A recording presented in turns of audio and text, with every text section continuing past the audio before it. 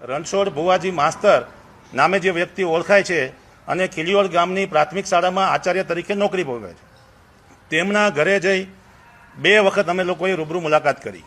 એમના પરિવારના અને અન્ય સભ્યોએ પણ અમને આશ્વાસન આપ્યું કે 2 દિવસમાં દીકરી અમે તમને પરત સોંપી દઈશું.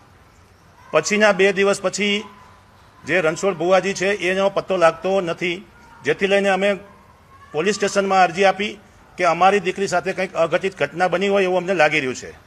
મોડાસા ખાતે જ્યારે દીકરીને લાવવામાં આવી હશે ત્યારે પણ રણછોડ ભુવાજીએ ત્યાંના ઘણા બધા યુવાનોની મદદ લઈ અને આ દીકરીને ત્યાં રજૂ કરેલી.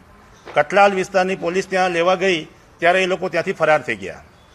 અમને એવી શંકા હતી કે આ દીકરીને કંઈક દબાણપૂર્વક લગ્ન કરવામાં આવ્યા છે અને દીકરીની સાથે અઘટિત ઘટના ન બને એટલે ગઈકાલે બપોરે દીકરીના મમ્મી અને એમના આંટી બંને આ રણછોડ ભુવાજીની ઘરે ગયા ત્યારે રણછોડ ભુવાજીના ભાઈ રામજી રબારીએ દીકરીને જોતી હોય તો અમારા સમાજમાં રિવાજ છે કે છૂટું કરવાના 25 લાખ રૂપિયા તમારે આપવા પડશે.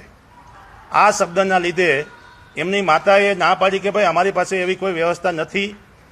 કરગર્યા ઘણી બધી વાર એની સાથે વાતચીતો કરી, છતાં પણ એમ લોકો એક જ વાત કરી કે અમારા સમાજનો રિવાજ છે કે કોઈ પણ છૂટું કરવું હોય તો 25 લાખ રૂપિયા આપવા પડે.